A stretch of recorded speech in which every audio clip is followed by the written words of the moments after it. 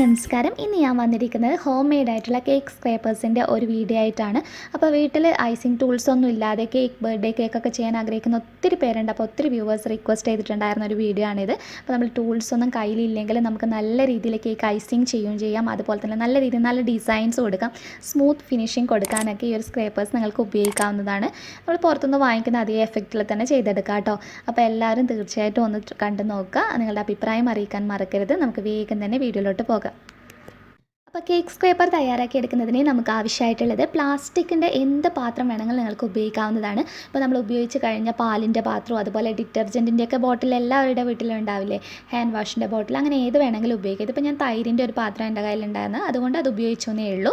Just കൈ വെച്ചിട്ടൊന്ന് press ചെയ്ത് നോക്കുക. ഒത്തിരി കനം കുറഞ്ഞത് ഇതിന് വേണ്ടിയിട്ട് ഉപയോഗിക്കരുത് കേട്ടോ. അപ്പോൾ നമുക്ക് ശരിയായ രീതിയിൽ ഐസിങ് ചെയ്യാനൊന്നും കഴിയില്ല. അത്യാവശ്യം ഒരു കട്ടി വേണം ബോട്ടിലിന്. ഇനിയിപ്പോൾ ഈ ലേബലൊക്കെ നിങ്ങൾക്ക് വേണമെന്നുണ്ടെങ്കിൽ മാത്രം റിമൂവ് ചെയ്യുക. കാണാനുള്ള ഒരു ഭംഗിക്കൊക്കെ വേണ്ടിയിട്ട് വേണമെങ്കിൽ ഒന്ന് റിമൂവ് ചെയ്തെടുക്കാവുന്നതാണ്. അതിനുശേഷം നമുക്കിതൊന്ന് കട്ട് ചെയ്തെടുക്കുകയാണ് വേണ്ടത്. അപ്പോൾ ആദ്യമേ തന്നെ നമുക്കിതിൻ്റെ മുകൾ ഭാഗത്തുള്ള ഈ ഒരു റിങ് ഒന്ന് കട്ട് ചെയ്ത് മാറ്റാം.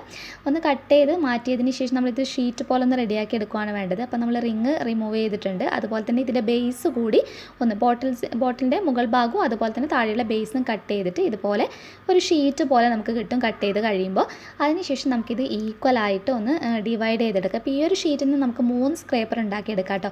അപ്പോൾ അത് ശരിക്കും സ്റ്റാൻഡേർഡ് ആയിട്ടുള്ള ഒരു മെഷർമെൻറ്റിൽ തന്നെ നിങ്ങൾക്ക് വേണമെങ്കിൽ ചെയ്തെടുക്കാം. അത്യാവശ്യം ഒരു വലിയ കേക്കിനൊക്കെ ചെയ്യാനാണെങ്കിൽ നീളം ഏകദേശം ഒരു 11 സെൻറ്റിമീറ്ററിനും അതുപോലെ താഴ്ഭാഗം ഒരു 10 സെൻറ്റിമീറ്ററൊക്കെ വെച്ചിട്ടുള്ള സ്ക്രേപ്പർ നിങ്ങൾക്ക് റെഡിയാക്കി എടുക്കാം. ഇനി നിങ്ങൾ നല്ല ട്രിപ്പിൾ ലെയർ ആയിട്ടുള്ള ഐസിങ് ഒക്കെ ചെയ്യുന്ന ആൾക്കാരാണെങ്കിൽ, ഇപ്പോൾ സ്ക്രേപ്പർ ഇല്ലാത്തവരുടെ കാര്യമാണ് കേട്ടോ പറയുന്നത്, വീട്ടിൽ സാധാരണ കാര്യങ്ങൾ മാത്രം ചെയ്തെടുക്കുന്നവരുടെ കാര്യമാണ് പറയുന്നത്. അപ്പോൾ നിങ്ങൾക്ക് വലിയ കേക്കൊക്കെ ബർത്ത്ഡേക്കൊക്കെ വേണ്ടി തയ്യാറാക്കി എടുക്കണമെങ്കിൽ സ്ക്രേപ്പറിൻ്റെ ലെങ്ത്ത് മാത്രം ഒന്ന് കൂട്ടിയെടുത്താൽ മതി. ഒരു 13 സെൻറ്റിമീറ്ററിലൊക്കെ നിങ്ങൾക്ക് വേണമെങ്കിൽ റെഡിയാക്കി എടുക്കാം.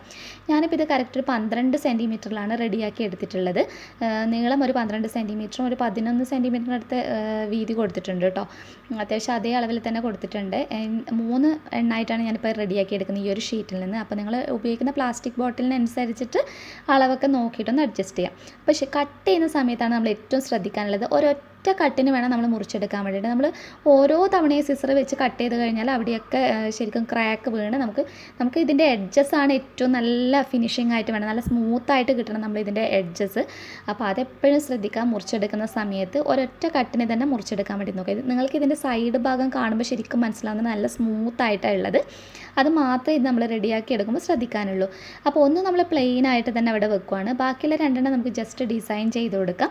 അപ്പോൾ നിങ്ങൾക്ക് ഇഷ്ടമുള്ള രീതിയിൽ നിങ്ങൾക്ക് ഏത് രീതിയിലാണ് വേണ്ടത് അതുപോലെയൊക്കെ ചെയ്തെടുക്കാം കേട്ടോ. അപ്പോൾ ഗൂഗിളിൽ നോക്കിയാൽ അതല്ലെങ്കിൽ ആമസോണിലൊക്കെ നോക്കിക്കഴിഞ്ഞാൽ സ്ക്രേപ്പേഴ്സിൻ്റെ കുറേ ഡിസൈൻസ് നിങ്ങൾക്ക് കാണാൻ കഴിയും. നമ്മൾ കേക്ക് ഡിഫറെൻ്റ് ആയിട്ട് ഡിസൈൻ ചെയ്യുന്നത്.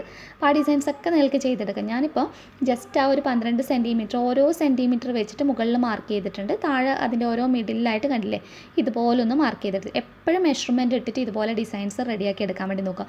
അപ്പോൾ നമുക്ക് എല്ലാം ഒരേ അളവിൽ കിട്ടും. അല്ലാതെ നമ്മൾ ചുമ്മാ അതങ്ങ് കട്ട് ചെയ്തിട്ട് നമുക്ക് ഷേപ്പിൽ കിട്ടും, പക്ഷേ നമ്മൾ കേക്ക് ഐസിങ് ചെയ്യുന്ന സമയത്ത് ആ ഒരു ഭംഗി ഉണ്ടാവില്ല കേട്ടോ. ഇതിപ്പോൾ ഞാൻ അത്യാവശ്യം വലിയ സൈസിലും അതുപോലെ കുറച്ച് ഡിസ്റ്റൻസ് ഇട്ടിട്ടാണ് കാണിച്ചില്ല. കാണുമ്പോൾ ഉള്ള ഒരു വ്യക്തതയ്ക്ക് വേണ്ടിയിട്ട് അങ്ങനെ ചെയ്തിട്ടുള്ളത്.